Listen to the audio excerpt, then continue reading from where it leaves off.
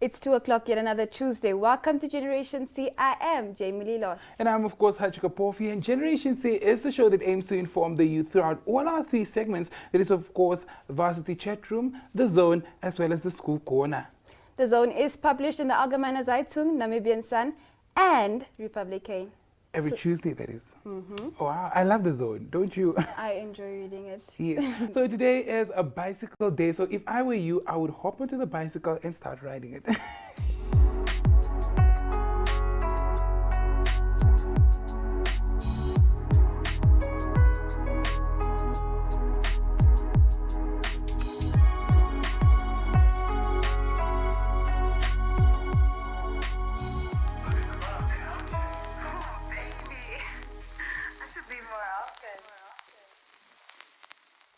Today in studio, we're joined by Nampweya, the co-founder of Purpose Mentorship Program. But before we get into that interview, let's take a look at the weekly pages.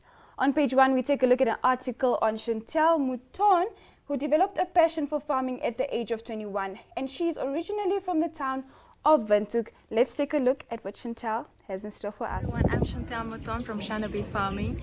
I am at the Bonsmara Expo Farmers Day on Dr. Jacques Bredenham's farm.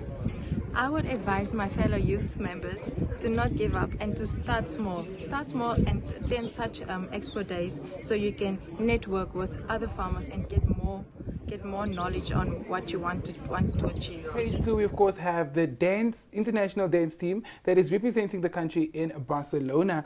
This is an article that was of course drafted up by Brian Munango. Let's take a look at what the team has in store for us.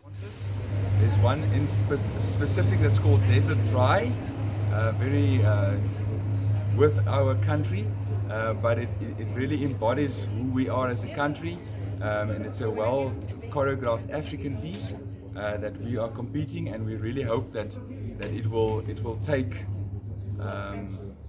gold at the events. We're hoping for that. But definitely a medal. But then the other dances are, as I said, musical and hip-hop, and then also contemporary. Well, it's a privilege to have a 9-year-old in the team, and it's also a privilege to have a 49-year-old in the team. So we are a big group of when it comes to age.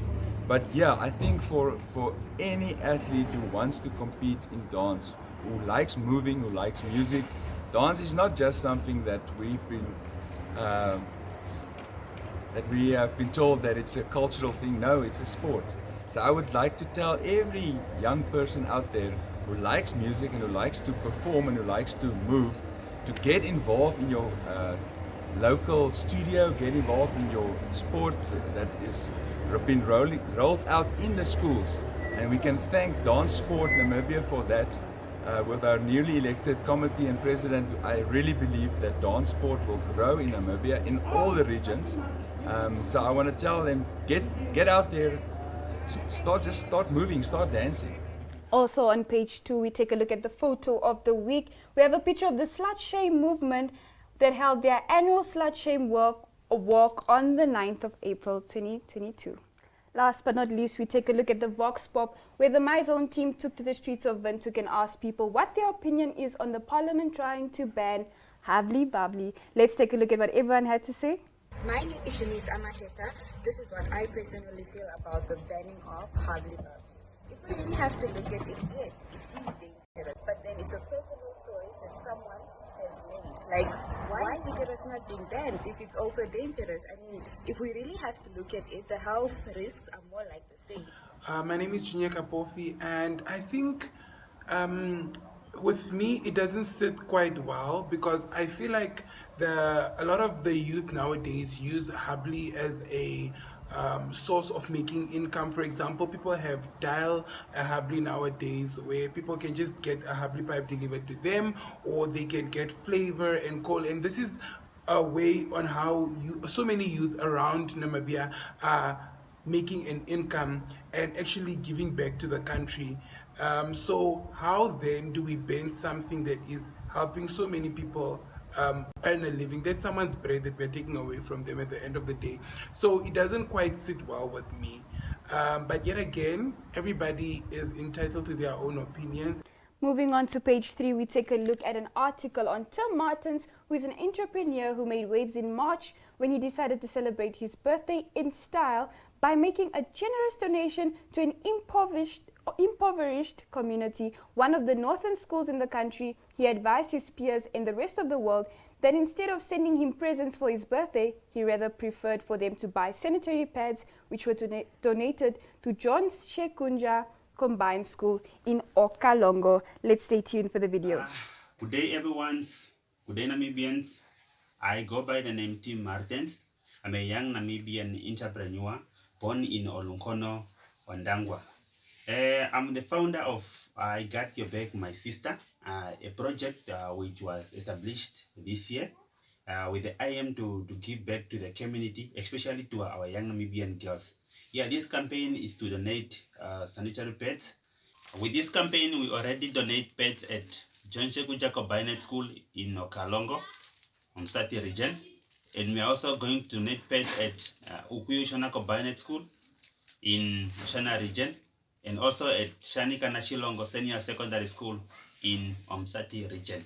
We want to donate to all the schools in every corner of Namibia, whereby we don't only want to donate to these 3 schools, the one I mentioned. So I want all my friends and families, I want everyone in Namibia, especially the Namibian companies, businesses, entrepreneurs, I want everyone to come through to support this project so that we can meet everyone in Namibia. We can help all the kids in Namibia.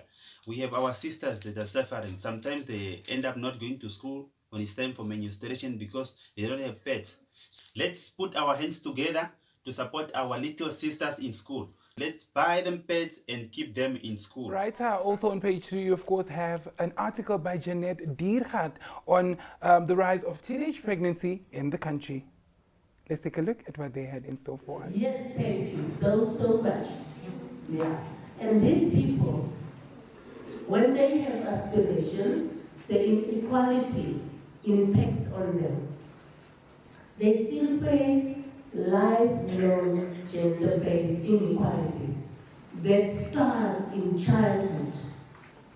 How could it be? It starts up. I'm sitting with girls that are trafficked, and the trafficking comes because they are to be employed instead of going to school. Their time deficit, they have time deficit. They have to perform these old lifelong household chores. And that creates an inequality because it starts there. We are sitting with children, young girls like that. They also are supposed to perform double work because they are married away. So they suddenly become a wife and suddenly become a household program person, domestic. We also see that the girls are on the farms, the rural area, and they are to help the elderly who are becoming sick already. And that creates the inequality. That also creates a condition for these girls that they become sick and challenged by their own health. We have seen a very sad story. It has come into our public eyes and public ears, where a little girl has just died after being abused, having been a household domestic child, not even taken to school by her dad, and then died because she was infected with HIV. She's never enjoyed her life in Namibia. On page 4, a feature by Wetumwene Shikage on youth thriving in entrepreneurship. Let's take a look at what they have to offer for us. Hi guys, my name is Jeanette de Haas and I'm a young entrepreneur. I'm only 19 years old and I am a baker basically. So I have my little business called Baked with J-Loss, which is currently on a small break due to the fact that work, school and baking is too much for me to handle. It's a bit overwhelming. Well, I do think that in Namibia we do have a lot of young entrepreneurs, and some of the struggles that I personally face is just school, handling school, work and baking, because my job is really so demanding and I'm also trying to perform at school, thus making it a bit difficult to still have time for baking.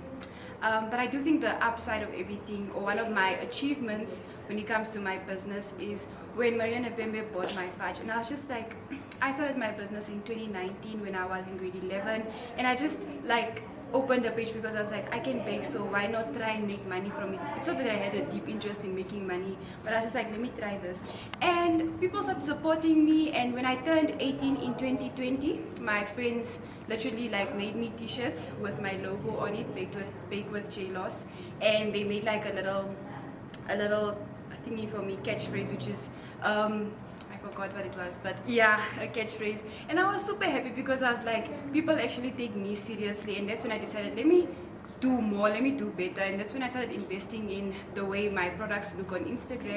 On page 5, we take a look at an Afrikaans article titled ACD Trust bied topvermaak vir sy boekie projek. Well, also on page 5, we of course have our school focus. This week we are focusing on Jamie Lee's very own primary school. That is of course Van Ryn Primary School. Which was founded in 1949, of course. On page 6, we take a look at the under 20 rugby national team as they took part in the Bathurst Trophy 2022 in Kenya, Nairobi. Stay tuned.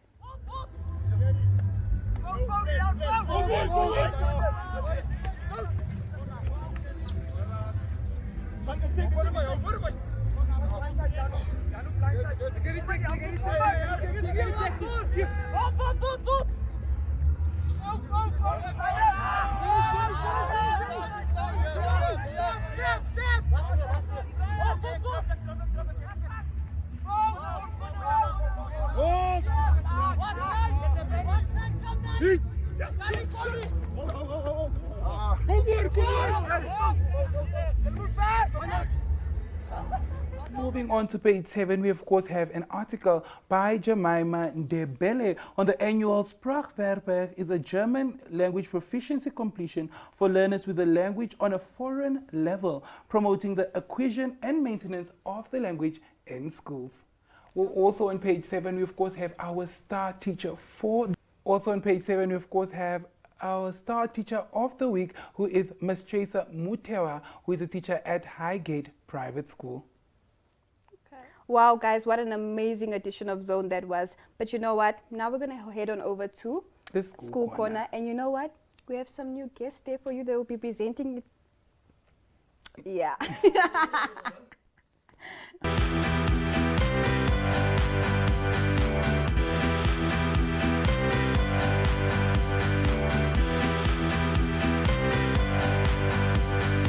Hi guys, welcome to the School Corner where we talk about all things school.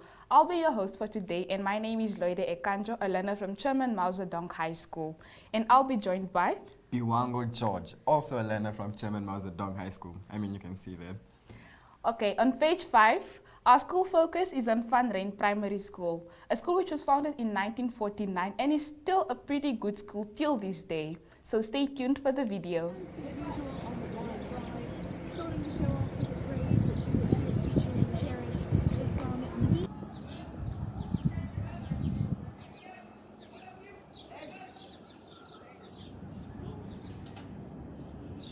How many teachers do you currently have at Van Ryn and learners as well? Currently, at the moment, we have 50 teachers, which now includes the 5 head of departments and the principal. As a principal, I'm also teaching. According to the ministerial policy, all principals must at least have a teaching timetable of 25%.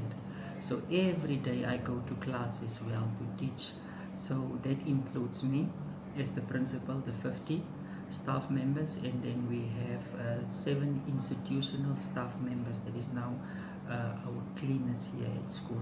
Okay. Our current totals for our learners at the end of March was 1,601, and then we created an extra classroom in pre-primary, which added an extra 30 learners. So at the moment we are standing at 1,631 learners. All right. And how do you maintain a school as big as Van Ryn, or not maintain it, but keep everything together, make sure everything is going the way it should be? Planning, I believe, is the most important. Preparing yourself for the next day. So as the principal and as the management, we regularly have meetings at least once a week. We as management come together, we discuss issues of concern, we look at how to deal with those issues.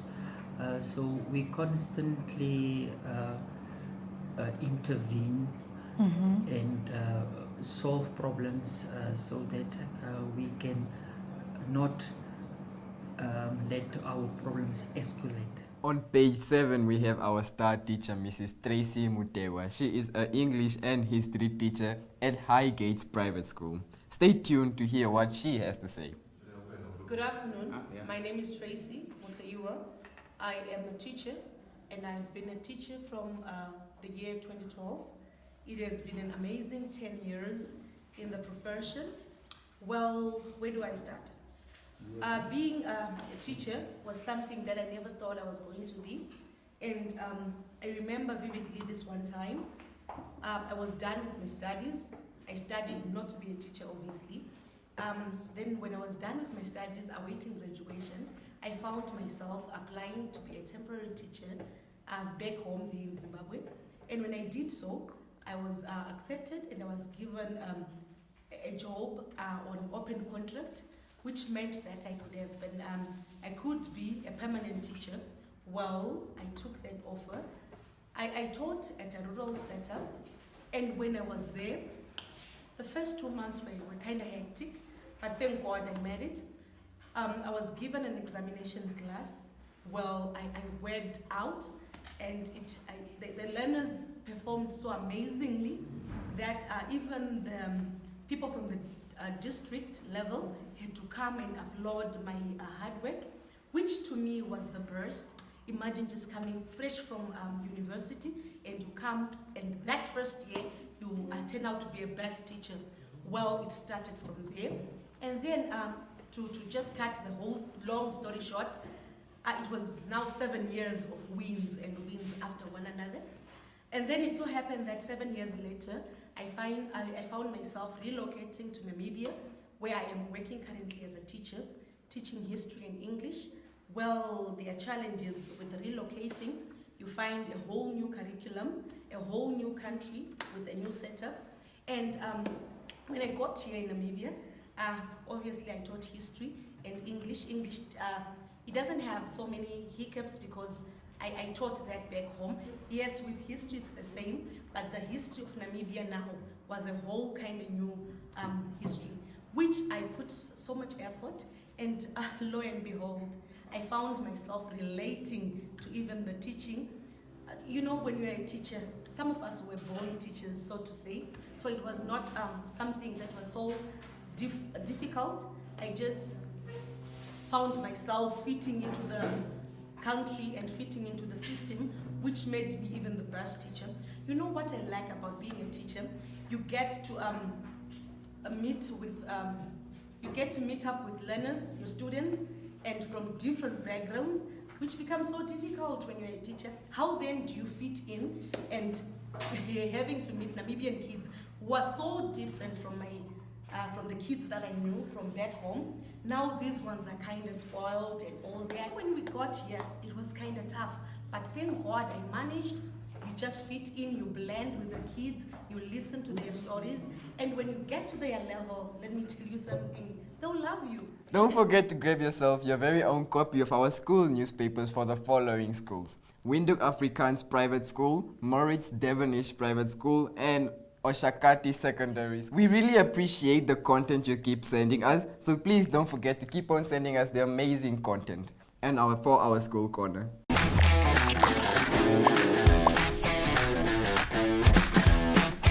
If you are just joining us, you're of course watching Generation C, the show that aims to keep the youth informed. Now, I am in studio joined by Royalty. I'm telling you, Royalty. She's of course one of the founders of the Purpose Mentorship Program.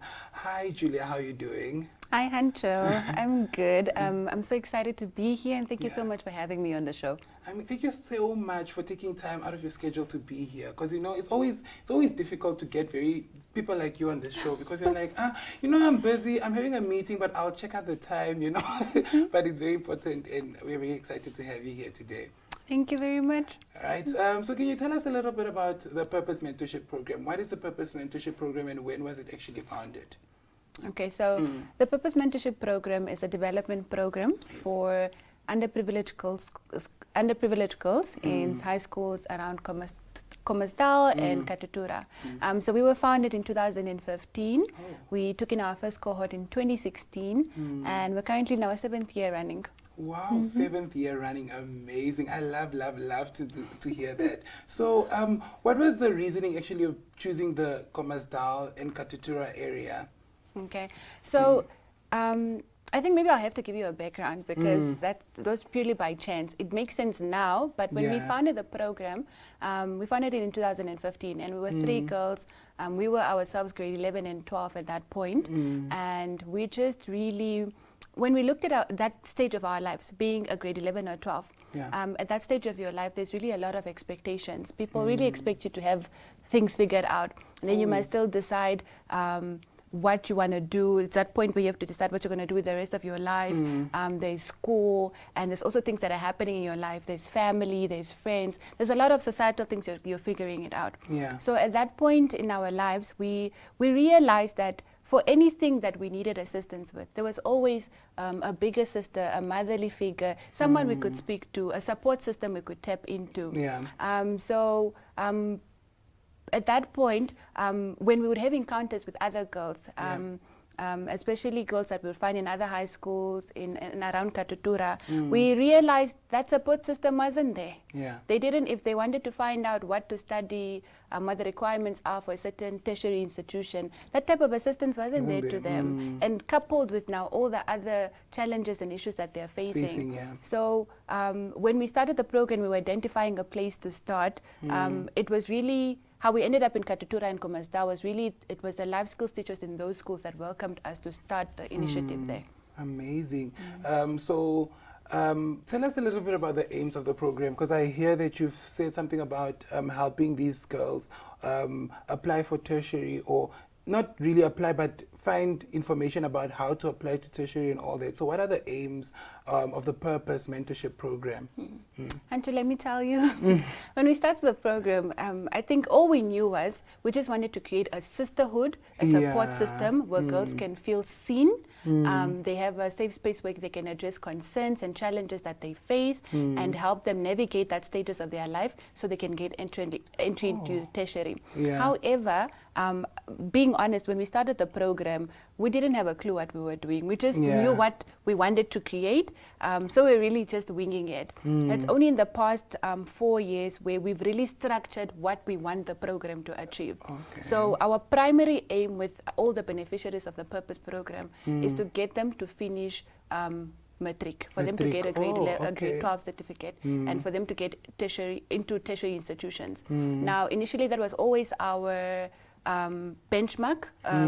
objective with the girls, but with the recent changes in the curriculum, we've had to adjust what we want to achieve with the program. So it also now taking into consideration the new grade 11 AS system. So at the primary core is all the beneficiaries that we take, we want them to finish high school. So it's getting girls educated and creating young, confident women who want to change their societies and their communities. Amazing, amazing. Julia, I could go on and on with you the whole day, but thank you so much for joining us today here. Do you have any final comments? No, thank you for having me. I really, as the Purpose Program, we're just really grateful for the community that we have now. We're so excited to work with this year's girls, as well as the partnerships that we created with the girls from the previous years. We're also really thankful just to the schools and their willingness to be a part of this program and believing in what the program stands for. More than that, we really do encourage people that are watching this segment with us today and people who watch what we do on our pages to reach out. There's so much, the little that anyone offers, whether it's in terms of finances, whether it's in terms of offering your services, whether it's counseling or tutorials for our girls, it goes a long way. So I do invite people that are watching the segment, reach us on our socials. We do have an Instagram page that's at Purpose Program. Our website is purposeprogram.org. So do reach out to us, find out how you can get involved. We really do stand by the notion that by changing 30 girls a year, we're not just changing 30 girls. Each girl represents a family. That's 30 girls is 30 families, and those 30 families are 30 generations to come. So your assistance will go a long way. What a strong statement. 30 generations to come. Oh my gosh, Julia, thank you so much for joining us today. That was Julia Nampweya, who is one of the co-founders of the Purpose Mentorship Program, the program that is uplifting the Namibian girl child. Please stay tuned for the Varsity Chat Room.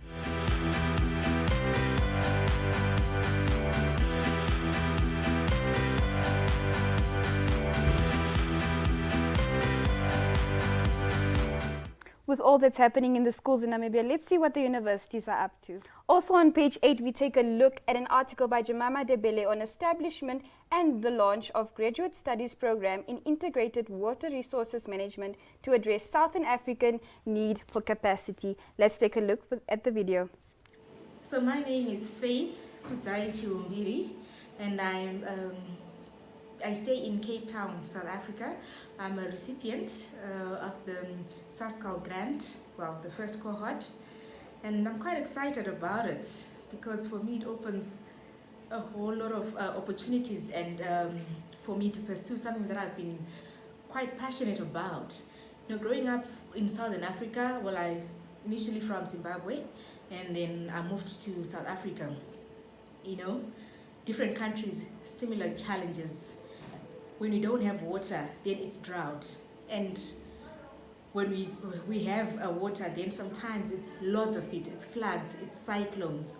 So for me, getting an opportunity to actually play a role in saying how do we actually steer, direct and manage water in a sustainable way so that in times of plenty, we're able to save it for the time where it's actually when we experience drought conditions. So yeah, that's something that's actually quite interesting for me, and I'm actually excited to be in this space. So like I said, I'm from Zimbabwe, but I've been in South Africa for over a decade now. And yeah, the recent memories, or maybe not so recent because of COVID-19, the memories of the threats of day zero. I'm sure you might be aware of it, where we're saying, well, there was going to come a time in Cape Town when we would possibly open the taps and no water would come out. So I think that's the other thing that also steered me to have more passion and actually look for opportunities to say, how do I play a part? And not only at a local scale, but regional challenges, like I said, regional challenges, regional solutions. Well, also on page 8, we have an article on IUM's Center for Environmental Studies programs that have received full NQA accreditation. In our Vastu Corner, we focus on Letta Simon. She is a 22-year-old dentistry student at UNAM. Well, that was all we had for you at today's Generation C. I must say it was quite an informative Zone edition, and yeah. As per usual, unfortunately, all good things do come to an end. So from us and the Gen C team, it's goodbye. Goodbye.